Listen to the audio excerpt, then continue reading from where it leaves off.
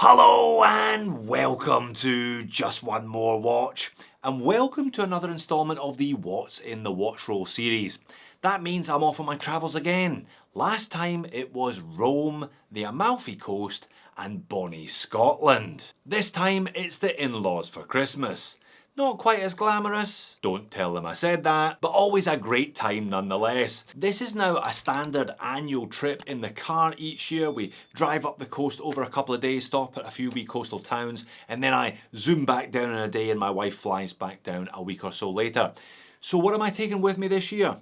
Well, I've done this a few times now. I'm taking 4 watches that are in the queue for review.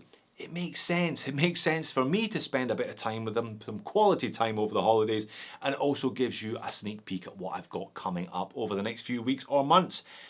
And there is more than a little weirdness in the watch roll today, believe that. So let's flip the camera and get into it. Alright, you know how this works by now. 3 watches in the roll, 1 on the wrist for a total of 4.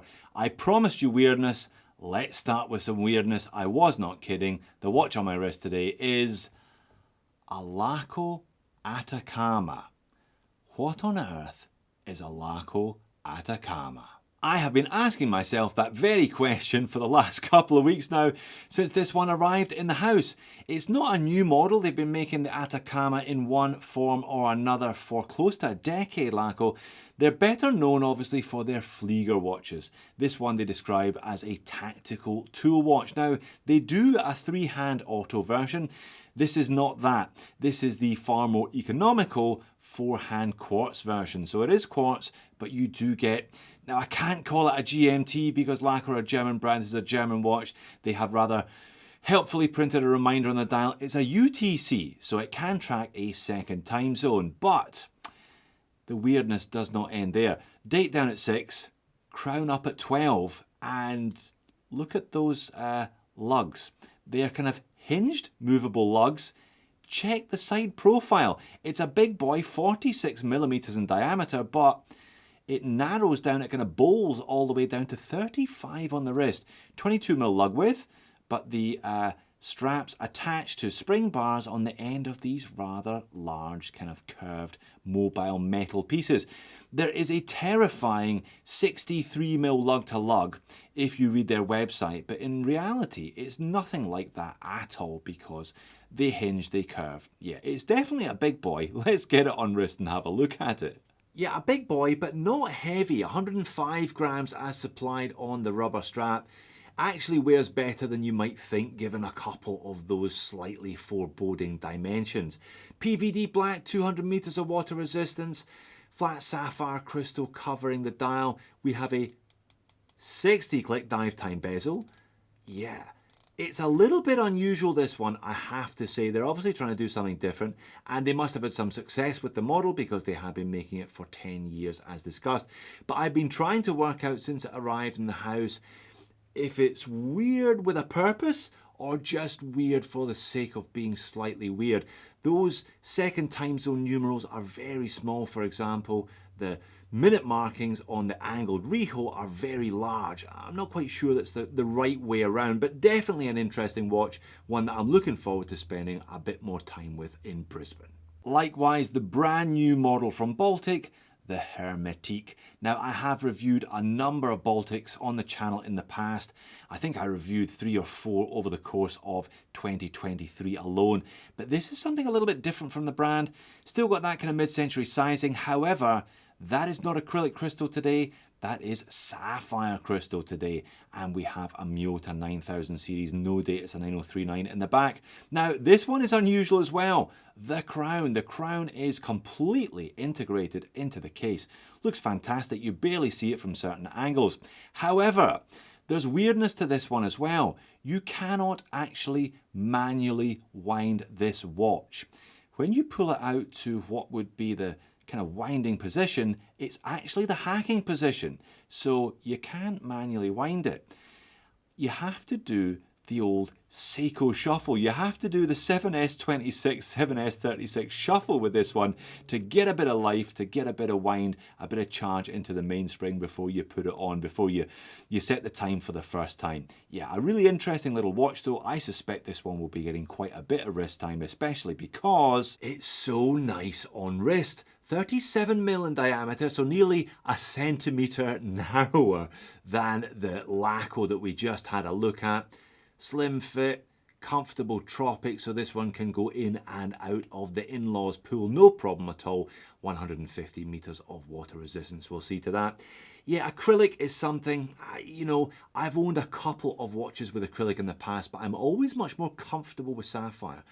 I'm always conscious of acrylic and I kind of move my arm around slightly awkwardly to avoid door handles, etc. Whereas I live free and easy with sapphire. So I think a lot of people will be in the same boat. I think this may open Baltic up to new markets. It's got the look, but it now has the modern materials that some of their other range lack. But the weirdness does not end there. Welcome to watch 3.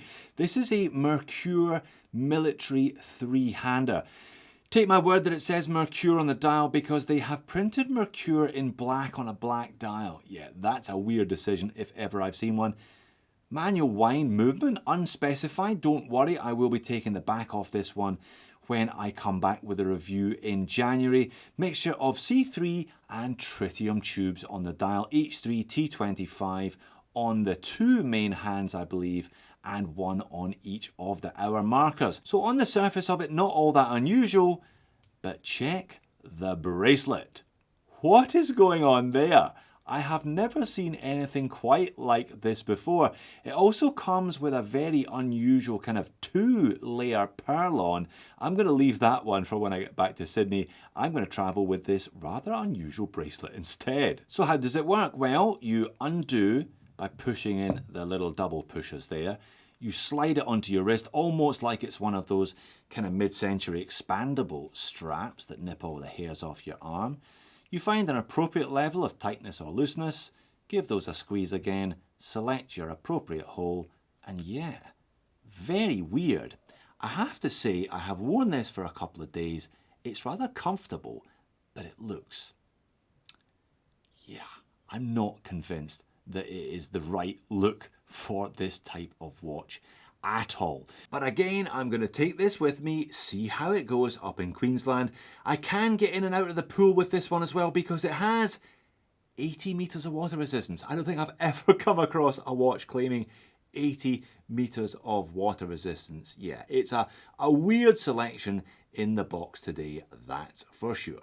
All of which makes this Seiko Alpinist GMT with its inner rotating compass bezel, its date at the 4:30 and its cathedral hands somewhat ordinary by comparison. And I never thought I would describe an Alpinist as ordinary. This is the only one of the 4 that you have seen before. I unboxed it a couple of weeks ago. It was a bit of a treat, a bit of a Christmas present to myself. And I said at the time that I would probably take it up to Queensland with me for Christmas to show it off to the in-laws, show them that I bought a better present for myself than I bought for any of them. But to give it a decent run, yeah, I probably will reverse that strap over so the tail is where the tail should be and not where the tail shouldn't be. But looking forward to this one. This one will not be going into the pool at all because I'm going to leave it on the leather band, which is definitely loosening up a little bit from day one, but definitely could do with a little bit more loosening up. A little bit of sweat, a little bit of time, a little bit of breaking in for that leather is going to be a good thing. Great size, this one at 39mm, so I've got everything from 37 up to 46 with me on my travels. Nothing all that dressy. It is never a particularly formal affair up with my wife's family. We don't sit around the table sweating in bow ties. It's not really the Queensland Christmas that most people have in mind. So I think my selection of 4 will do nicely.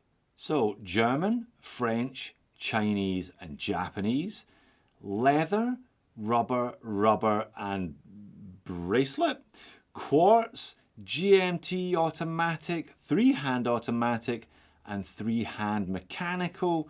We've got some loom and we've also got a little bit of tritium. So yeah, I like to take a sort of diverse selection with me. You could definitely describe this as diverse. You could also describe it as weird if you wanted to. So that'll do for today. All that remains for me to say is thanks very much for making it to the end of the video, and have a fantastic Christmas. If you don't celebrate Christmas, have a fantastic 25th of December regardless. I'll still be chatting, I'll still be reading the comments, and I'll see you all in a couple of days' time.